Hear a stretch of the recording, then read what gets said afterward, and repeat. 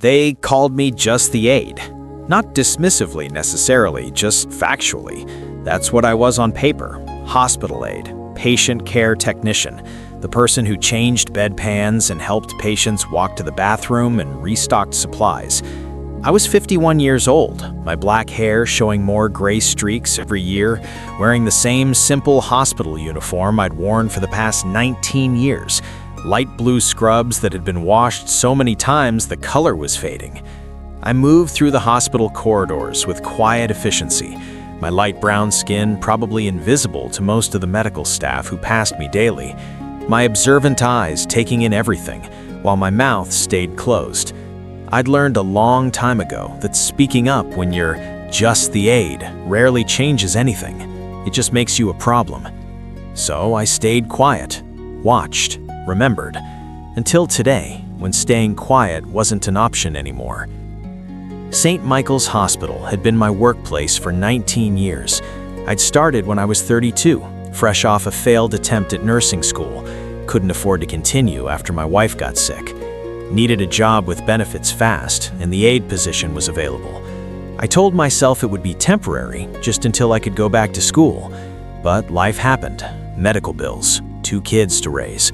My wife passed when I was 37. Suddenly, I was a single father working night shifts, and nursing school became a dream I couldn't afford to chase. So I stayed, became good at what I did, excellent even. But excellent aide still meant aide, still meant the person doctors talked over, nurses directed without explanation, and administrators forgot existed. The morning shift was always the busiest, patients needing breakfast assistance, medications being distributed, doctors doing rounds. I was in room 412, helping Mr. Chen get cleaned up, when I heard raised voices from the hallway. Dr. Brennan, the head of internal medicine, was speaking loudly to a group of residents. "This is unacceptable. The patient in 409 should have been flagged for sepsis risk 2 days ago. Who missed it?" The residents looked uncomfortable, shuffling through their notes. Dr. Brennan was in his late 50s, silver hair perfectly styled, expensive suit under his white coat, the kind of authority that came from decades of being right and never being questioned. I kept working, helping Mr. Chen into a clean gown, but I was listening. Room 409, that was Mrs. Rodriguez. Dr. Brennan continued his tirade in the hallway. Someone on this team failed to recognize obvious signs. The patient presented with elevated white count, low-grade fever, and confusion. Those are textbook sepsis indicators. One of the residents, a young woman who looked terrified, spoke up quietly. "The confusion was attributed to her dementia, Dr. Brennan. Her chart indicates..." He cut her off. "Her chart indicates poor clinical judgment. Dementia doesn't excuse ignoring vital signs." I finished with Mr. Chen, made sure he was comfortable, and stepped into the hallway. Dr. Brennan was still lecturing, the residents still looking miserable. I should have kept walking, should have gone to my next task, but I couldn't. "Excuse me, Dr. Brennan," I said quietly. My voice was calm, contained, the way I'd trained it to be over years of not being heard anyway. He turned toward me, barely registering my presence. Yes? He didn't know my name. I'd worked on this floor for 7 years and he didn't know my name. I kept my expression neutral. "Mrs. Rodriguez, in 409, she doesn't have dementia." He blinked at me, confused why an aide was speaking. "According to her chart," I interrupted gently. "Her chart is wrong. She's been alert and oriented every time I've checked on her for the past 3 months. The confusion started 2 days ago. Suddenly, that's when I mentioned it to the charge nurse." The hallway went quiet. The residents were staring at me now. Dr. Brennan's expression shifted from confusion to something harder. "You mentioned it to the nurse?" I nodded. "Tuesday morning, I told Nurse Jameson that Mrs. Rodriguez seemed different, not herself. Asked if someone should check on her more closely." Dr. Brennan looked at the residents. "Did anyone receive this information?" They shook their heads. He turned back to me, his voice sharp now. "And you didn't follow up? Didn't escalate it?" I kept my voice level. "I'm an aide, Dr. Brennan. I reported to the nurse like I'm supposed to. What happens after that isn't my decision." He stared at me for a long moment, and I could see him processing. processing that an aide had caught something his residents had missed, processing that the information had been reported and ignored, processing that he was about to look foolish in front of his teaching team. "What's your name?" he asked. "Marcus. Marcus Williams." He nodded slowly. "How long have you worked here, Marcus?" I told him, 19 years. His expression changed slightly. Not quite respect, but something closer to acknowledgement. "And you've been caring for Mrs. Rodriguez?" I nodded. "Every shift for 3 months. I know her baseline. 2 days ago, she wasn't herself." One of the residents found her courage. "Should we order a sepsis workup now?" Dr. Brennan was still looking at me. "Yes, immediately, and find out why the aide's observation never made it into the medical record." He paused, then asked me directly, "Is there anything else about Mrs. Rodriguez I should know?" I thought about it, about all the small things I'd noticed over 3 months that nobody had asked me about. She has trouble swallowing pills. The night shift has been crushing her medications, but day shift doesn't always know. She's probably not getting consistent dosing, and she's allergic to sulfa drugs, but it's not flagged clearly in her chart. Her daughter mentioned it to me last week. The residents were frantically taking notes now. Dr. Brennan's jaw was tight. "Anything else?" I continued, my voice still calm despite the adrenaline I could feel building. "She gets anxious when male staff come in without warning, something from her past. Knocking and announcing yourself helps. And she's been having more pain in her left hip, but won't mention it unless you ask specifically because she doesn't want to be a bother." Dr. Brennan was staring at me like he was seeing me for the first time. "You know all this, and it's nowhere in her chart?" I met his eyes. "Nobody asked me to chart it. I'm just the aide." The words landed exactly how I meant them. Not defensive, not accusatory, just factual. Dr. Brennan turned to his residents. "Go order the sepsis workup, full panel, and update her chart with everything Marcus just told us." The residents scattered quickly, grateful to escape. Dr. Brennan stayed, studying me with an expression I couldn't quite read. "You said you've been here 19 years?" I nodded. "And you notice things like this with all your patients?" I nodded again. "It's my job to notice. I spent more time with them than anyone else does." He was quiet for a moment. "Why didn't you become a nurse with your observational skills?" I cut him off gently. "I tried. Had to drop out when my wife got sick. Needed a job with immediate income and benefits.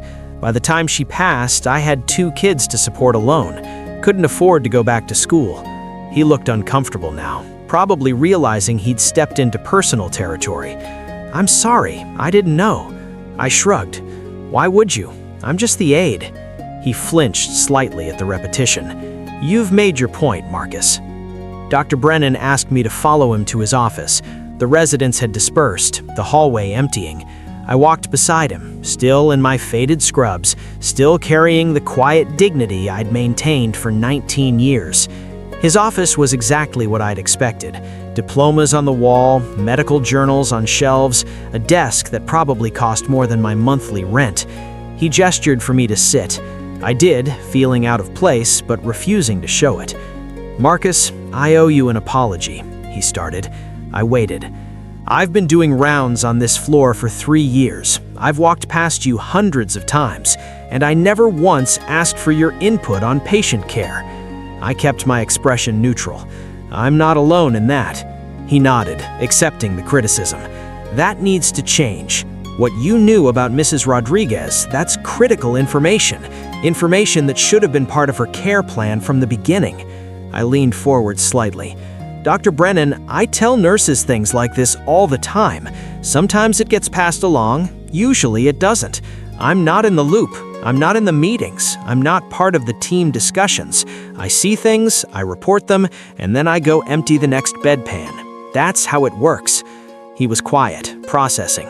"That's unacceptable." I almost smiled. "It's reality. I'm an aide. My observations don't carry weight because I don't have the credentials." He shook his head. "Your observations just potentially saved a woman's life.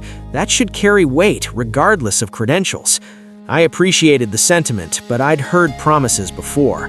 Promises that things would change, that input would be valued, that everyone was part of the team. They never lasted. The hierarchy always reasserted itself. "I'm going to make some changes," Dr. Brennan said, and I could hear he meant it. "Starting with mandatory team briefings that include aides. Your input on patient status needs to be formalized, documented, integrated into care plans." I raised an eyebrow. "That'll make some nurses uncomfortable.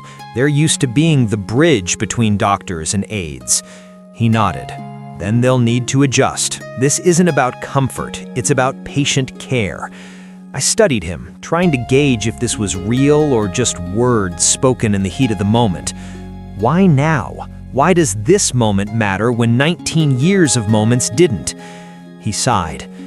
"Because I almost killed someone through arrogance. Because I assumed the people with the most education knew the most. Because I dismissed you without even knowing your name." He paused. "And because you had every right to stay quiet today. To let me blame the residents, let Mrs. Rodriguez decline and say nothing. But you didn't. You spoke up knowing you'd probably be dismissed. That takes courage I'm not sure I would have had in your position." I appreciated his honesty. I spoke up because she deserved someone to speak up for her, not because I expected anything to change. Dr. Brennan stood and extended his hand. "It will change. I promise you that." I shook his hand, my calloused palm against his smooth one.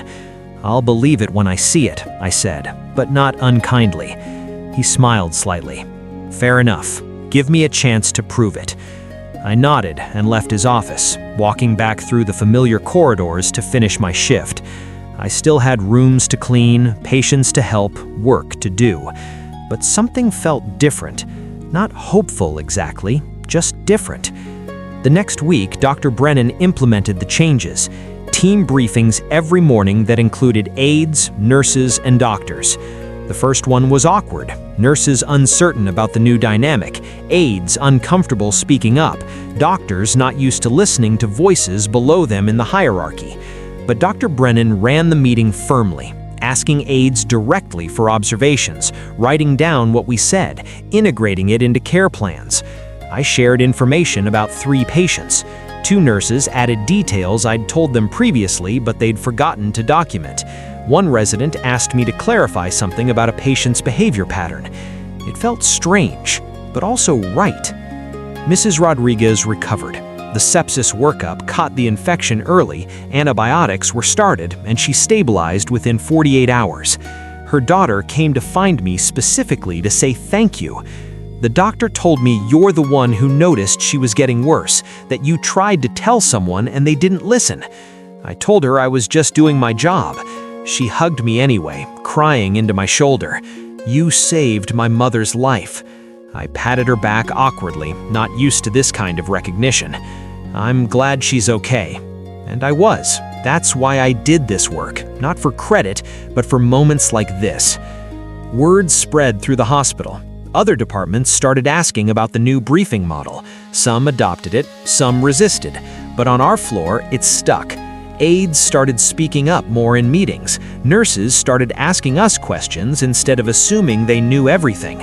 Doctors started learning our names. I became Marcus instead of the aide. Dr. Brennan made a point of introducing me to new residents as one of our most experienced patient care observers. It felt both validating and strange. 6 months later, the hospital offered to sponsor me for nursing school. Part-time program, tuition covered, flexible schedule to accommodate my kids. Dr. Brennan had advocated for it personally, arguing that the hospital was losing valuable knowledge by keeping experienced aides stuck in positions below their capability. I accepted. At 51, I'd be the oldest student in my cohort, but I didn't care. It was the dream I'd put away 20 years ago, and someone had finally handed it back to me. I still work as an aide while I study, still wear the same faded scrubs, still help patients with the same tasks, but now, when I notice something, people listen. When I speak, doctors pause. When I share an observation, it goes in the chart with my name attached. I'm not just the aide anymore. I'm Marcus Williams, patient care technician and nursing student, the man who sees what others miss because he's been paying attention for 19 years. They don't call me just the aide anymore, not since Dr. Brennan froze mid-sentence and actually heard what I was saying, not since he realized that credentials don't equal knowledge, that experience matters, that the people closest to patients often know them best. I'm still the same person, still observant, still contained, still quiet until it matters. But now my quiet carries weight. Now my observations save lives officially, not just accidentally.